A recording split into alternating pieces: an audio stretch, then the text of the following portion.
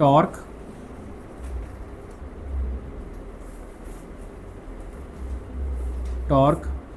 experienced on electric dipole placed in uniform electric field. Okay, first tell me what is the torque. आपने 11th में study किया हुआ है torque, किसी को पता हो? टॉर्क फॉर्मूला होता है एक, अजड़ा रोटेशन में आता है, गुड, लेकिन formula good, force into perpendicular distance. Torque करती क्या है? किसी बॉडी को रोटेट, अब अगर कोई बॉडी रोटेट हो रही है ना तो हम उसको टॉर्क, पता क्या होता है टॉर्क? ये देखो, torque is force into perpendicular distance. तो बेसिकली ना टॉर्क, अगर मैं आपको समझाऊं टॉर्क क्या होती है, जो फोर्स होती है वही टॉर्क होती है। बस इतना सा डिफरेंस है कि फोर्स हम उसको बोलते हैं, फोर्स हम तब बोलते हैं जब किसी बॉडी को हम पुश या पुल करके इसको लीनियर मूव करते हैं ऐसे, लेकिन वही फोर्स जब किसी बॉडी को रोटेट करने के काम में आए तो उसको हम टॉर्क बोल देते हैं। वंस अगेन, ठीक है, जैसे ये फैन है, अब फैन के ऊपर बताओ टॉर्क बोलेंगे कि फोर्स बोलेंगे?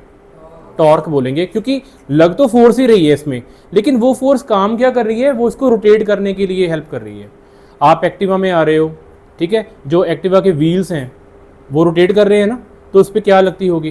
टॉर्क। ये होती है टॉर्क, ठीक है। कोई भी बॉडी जो रोटेट करे तो समझ लो उस पर टॉर्क लग रही है, राइट। और टॉर्क के फॉर्मूले में आता क्या है? डेफिनेटली फोर्स तो आती है, लेकिन उसके साथ एक डिस्टेंस आता है। वो डिस्टेंस क्या होता है? डिस्टेंस होता है जिस एक्सिस के अबाउट वो चीज़ रोटेट कर रही है। फिर से, जिस एक्सिस के अबाउट वो चीज़ रोटेट कर रही है। ये मार्कर है मेरे पास, मुझे बताओ इस पर मैं फोर्स लगा रहा हूँ कि टॉर्क लगा रहा हूँ?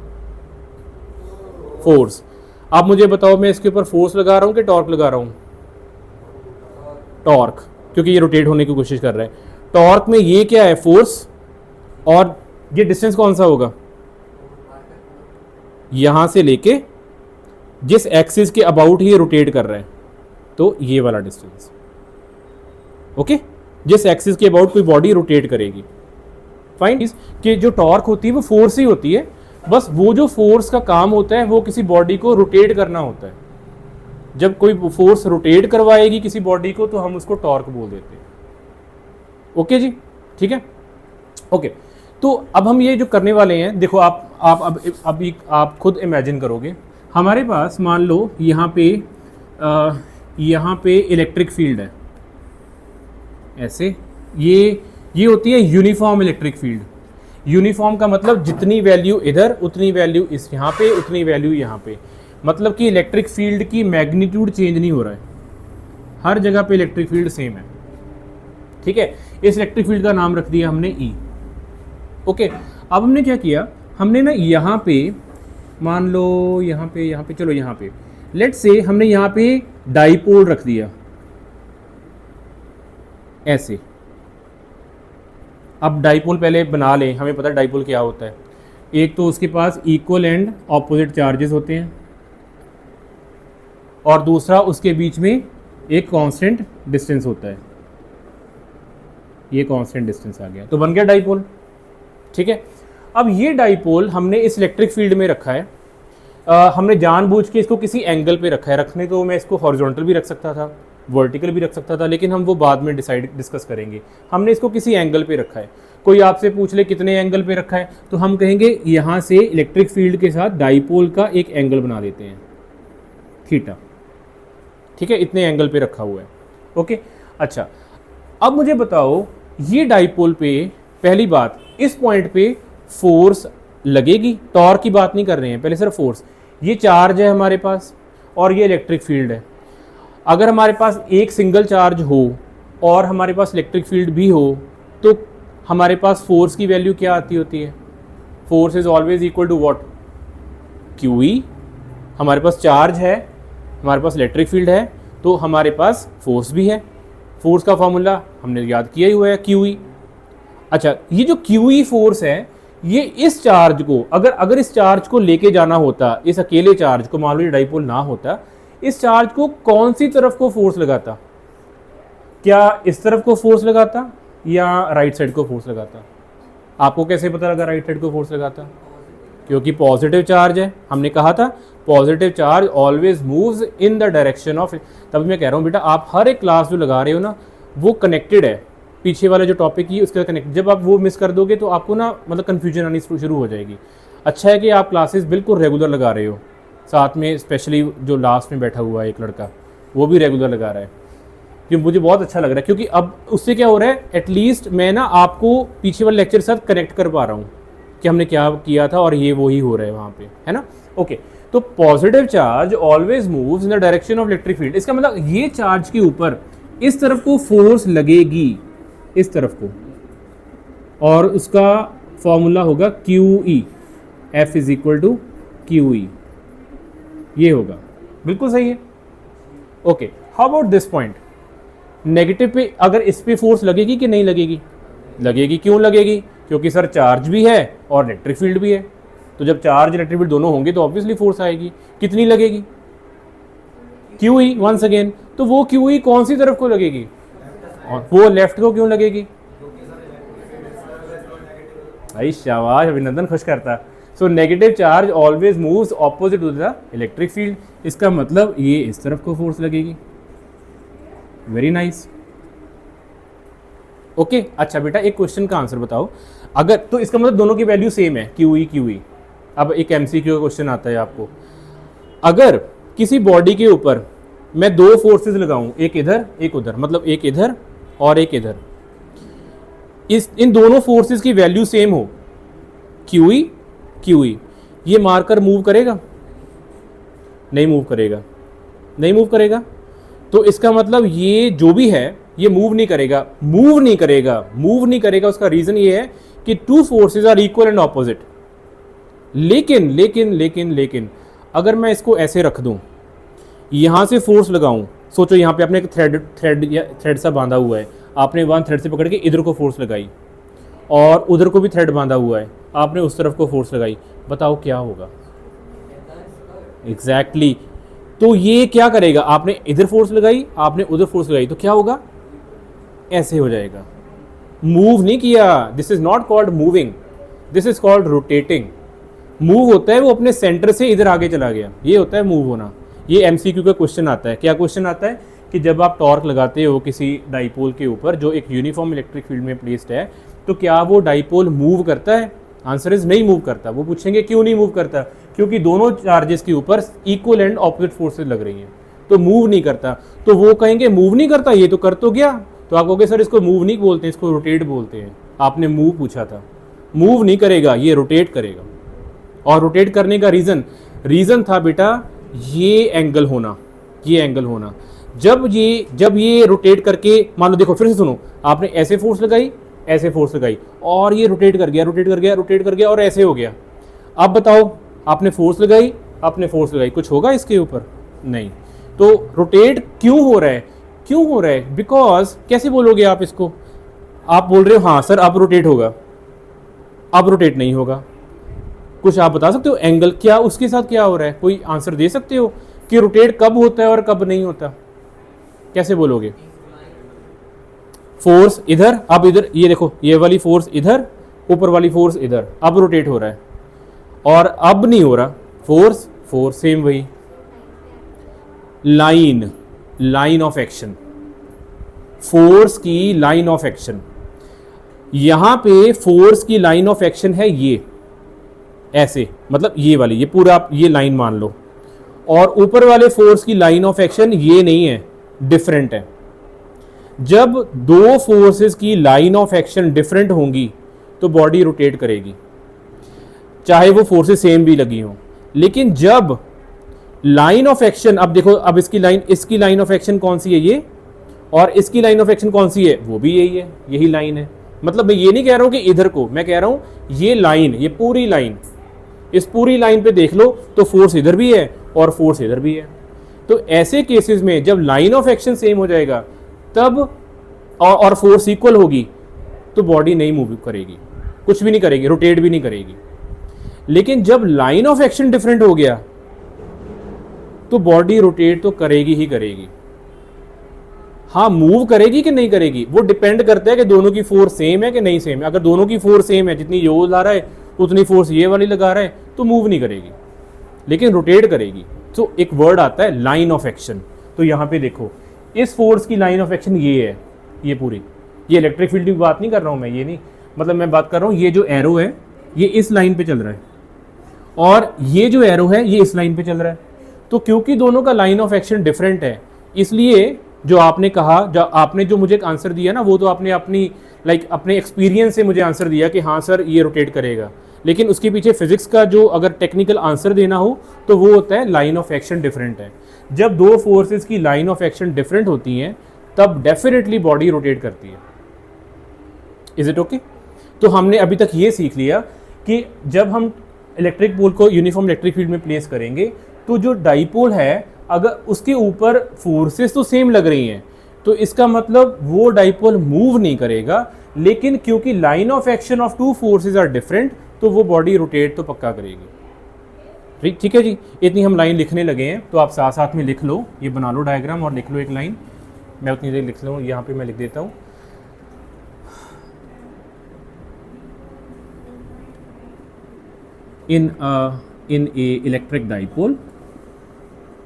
in a electric dipole, force experienced on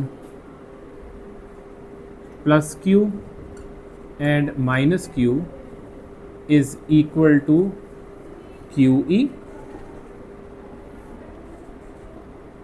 Since force is same but direction opposite,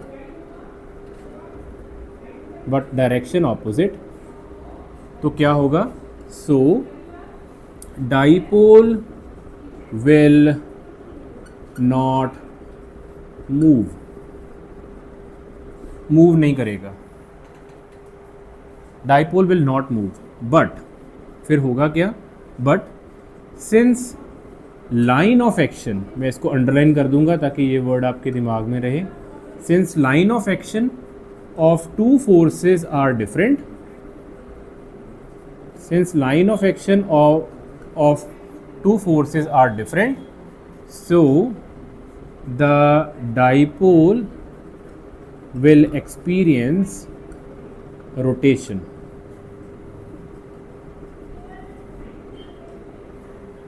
तो डाइपोल जो है वो रोटेट करेगा क्योंकि line of action two forces की डिफरेंट है, लेकिन क्योंकि मैग्नीट्यूड सेम है फोर्सेस का तो डाइपोल मूव नहीं करेगा। एक होता है मूव करना, एक होता है रोटेट करना।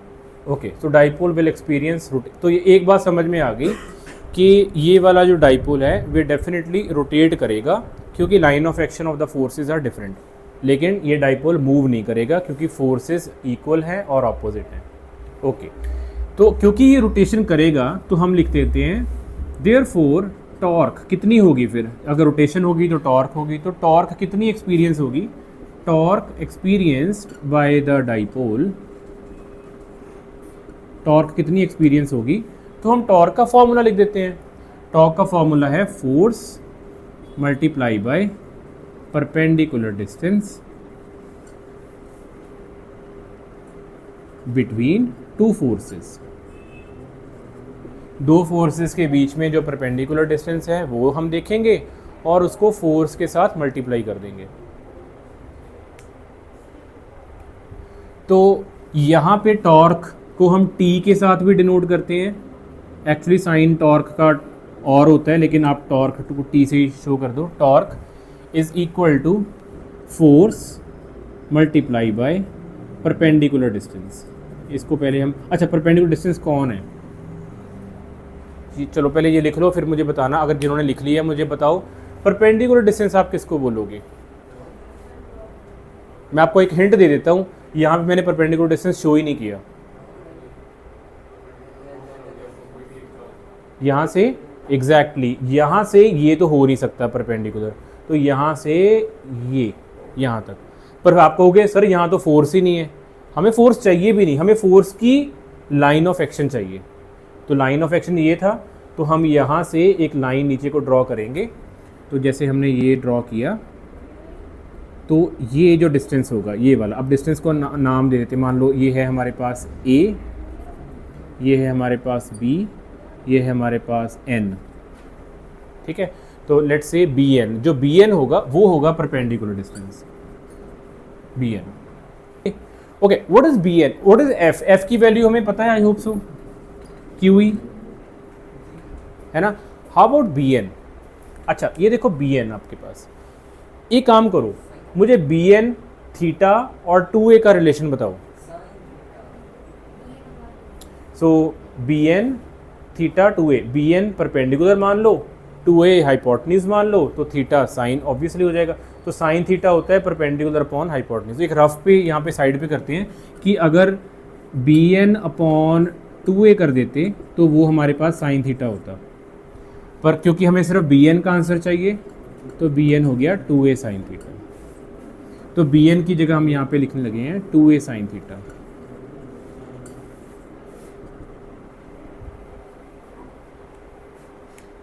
अब अपनी स्मार्ट थिंकिंग बताओ, इसको कुछ क्या करें आगे, कुछ हो रहा है कुछ आंसर? हाँ, Q into 2A, Q into 2A, very nice, Q into 2A P बन गया है ना। तो Q इंटू 2A के साथ यहाँ पे फिर लिख देते हैं Q इंटू 2A जो होता है वो P होता है। तो हमने Q इंटू 2A को P कर दिया, यहाँ पे E लिख दिया और यहाँ पे साइन थीटा लिख दिया, ठीक है। तो ये हमारे पास टॉर्क का रिलेशन आ गया, PE साइन थीटा। ओके, अब मुझे ये बताओ, P इज अ स्केलर और a vector? E is always electric field, field जो भी होती हैं वो वेक्टर होती हैं। जब दो वेक्टर्स को आप ऐसे लिख दो और उसके साथ साइन थीटा लिख दो तो वो कुछ होता है, आपने 11th में पढ़ा था। एक हाँ हिंट दे दूँ, डॉट और क्रॉस दो हमने पढ़े थे, अगर नहीं याद है इट्स ओके, याद रखना। अगर हमारे पास दोनों वेक्टर हों, एक ना हो, दोनों वेक्टर हों और उसके साथ साइन थीटा लग रहा हो तो वो होता है क्रॉस प्रोडक्ट। तो हमारे पास इसको अगर हम लिखना चाहें हम इसको ऐसे भी लिख सकते हैं, यहाँ पे ये मल्टीप्लाई नहीं है, this is called cross product,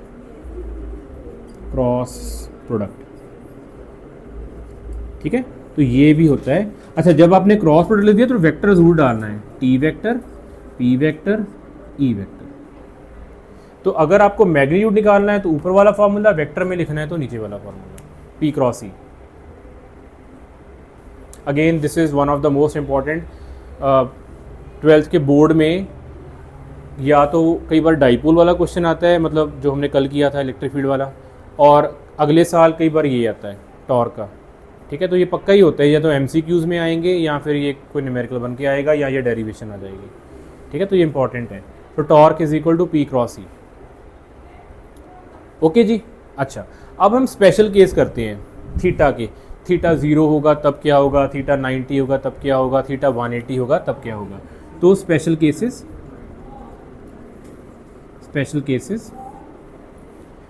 तो if theta equals to 0 degree, पहले तो मुझे ये बताना कि थीटा 0 का मतलब क्या है इस डायग्राम में, मतलब थीटा 0 कब हो जाएगा, जब ये डाइपोल ऐसे सीधा हो जाएगा, है ना।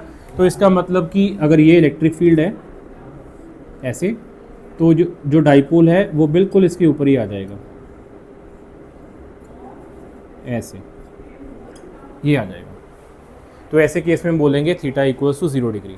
अच्छा, जब थीटा इक्वल टू 0 डिग्री होगा तो t is equal to P E sine 0, और साइन 0 क्या होता है, 0, विच मीन्स देखो जो आपने कहा था वही आ गया, टॉर्क इक्वल्स टू 0।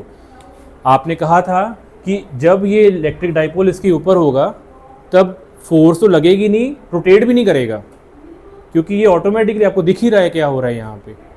तो ये ट्रू भी हो गया कि टॉर्क की वैल्यू 0 आती है जब थीटा इक्वल टू 0 डिग्री होगा, राइट।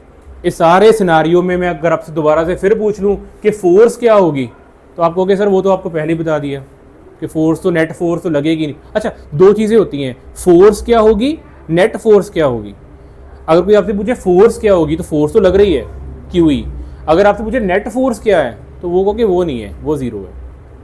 ठीक है, तो हमारे पास टॉर्क की वैल्यू भी ज़ीरो आ गई। Second case, if theta equals to 90 degree,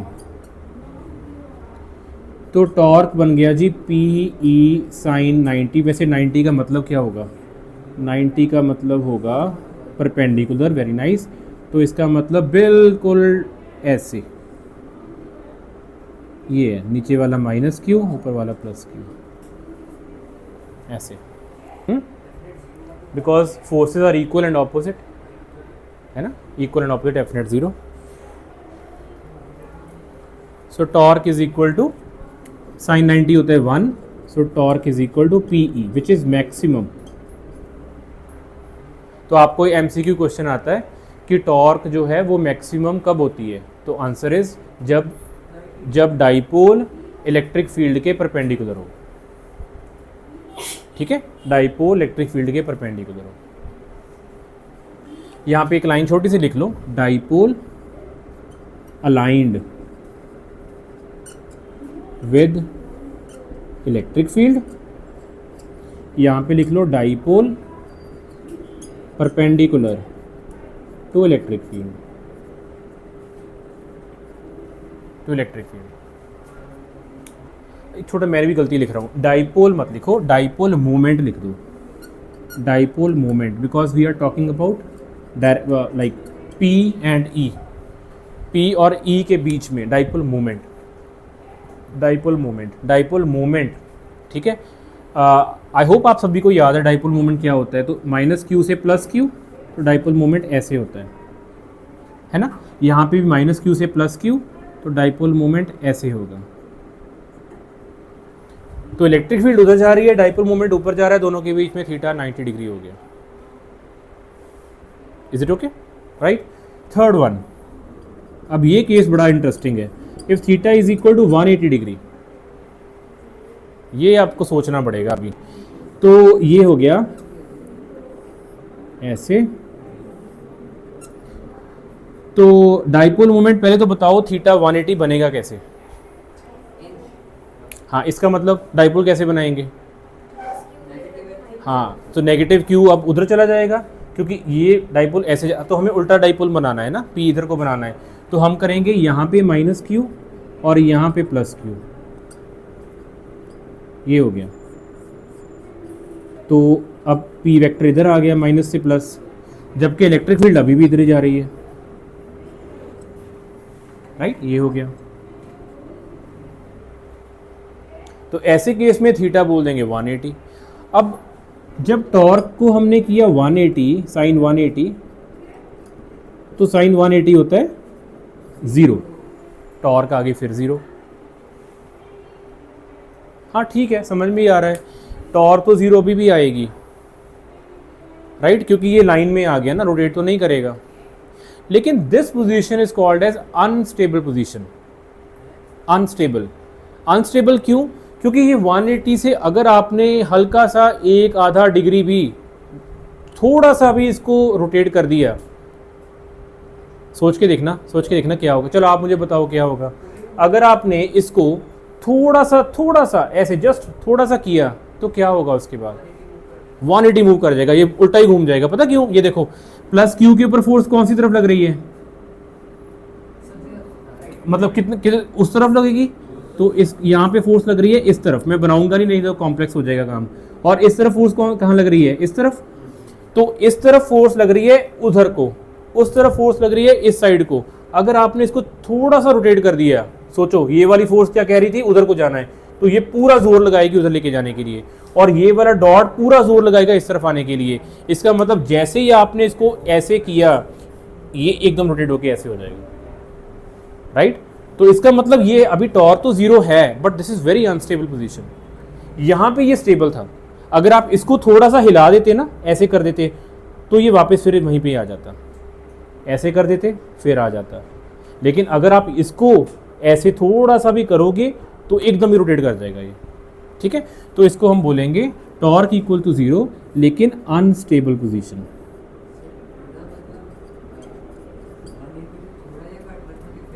exactly यहाँ पे लिखेंगे स्टेबल, ये स्टेबल या अनस्टेबल।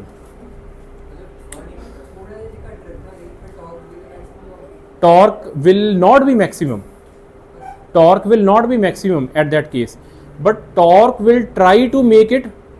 टॉर्क क्या करेगी, टॉर्क इसको रोटेट करने की कोशिश करेगी।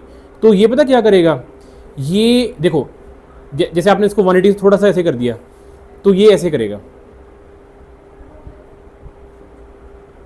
90 पे जाके फास्ट हो जाएगा, पर ये शुरू हो जाएगा यहाँ से जाना शुरू हो जाएगा, टॉर्क ऐसे होनी शुरू हो जाएगी। जैसे ही 90 पे पहुँचा, क्योंकि 90 पे टॉर्क मैक्सिमम है, तो पूरी स्पीड से ये वापस अपनी जगह पे आ जाएगा। ये होता है, ठीक है। लेकिन हमारे लिए अनस्टेबल हो गया ये केस, फाइन। तो ये हमारे पास 3 केस आ गए। ये आपको MCQ का बड़ा ही ये एक परफेक्ट क्वेश्चन आता है ये, कि टॉर्क के केस में बताओ क्या क्या होगा, ठीक है। इसमें अब कितने क्वेश्चन बन गए, तो हमने ये कर लिया, ये सॉल्व हो गया। ये समझ में आ गया बात सभी को। हमने क्या क्या स्टडी किया। नंबर 1, फोर्स, नेट फोर्स 0 होगी। हमने यहाँ पे लिखा, हाँ यहाँ पे एक लाइन लिखो, net force 0, net force is 0, ठीक है। तो नेट फोर्स नहीं लगेगी, राइट, तो डाइपोल मूव नहीं करेगा। लेकिन डाइपोल क्या करेगा, रोटेट क्यों करता है, फोर्स तो इक्वल है, फिर रोटेट क्यों करेगा। Line of action of the forces are different, है ना, line of action of the forces are different, एक लाइन पे नहीं लग रही हैं फोर्सेज, तो ये रोटेट करेगा। ओके, अगर ये रोटेट करेगा तो इसके ऊपर टॉर्क लगेगी। टॉर्क का फॉर्मूला क्या होगा, PE sin थीटा, या फिर अगर मैं आपको वेक्टर प्रोडक्ट बोलूँ तो अब बोलो P क्रॉस E, फाइन, ठीक है, गुड, ओके, ये भी हो गया। अब मुझे बताओ टॉर्क जो होती है वो मैक्सिमम कब होगी, थीटा क्या होगा, मुझे क्या पता, किसका angle, dipole moment. Dipole is another thing, dipole होती है एक ज्योमेट्री। डाइपोल देखो बेटा, थीटा आप बता रहे हो 90, तो 90 बेटा कौन बनाएगा, 2 वेक्टर बनाएंगे ना, तो एक वेक्टर का नाम है इलेक्ट्रिक फील्ड, दूसरे वेक्टर का नाम डाइपोल तो नहीं है ना, दूसरे वेक्टर का नाम है डाइपोल मोमेंट। तो डाइपोल मोमेंट और इलेक्ट्रिक फील्ड जब आपस में 90 डिग्री एंगल बनाएंगे तो उनमें टॉर्क मैक्सिमम होगी।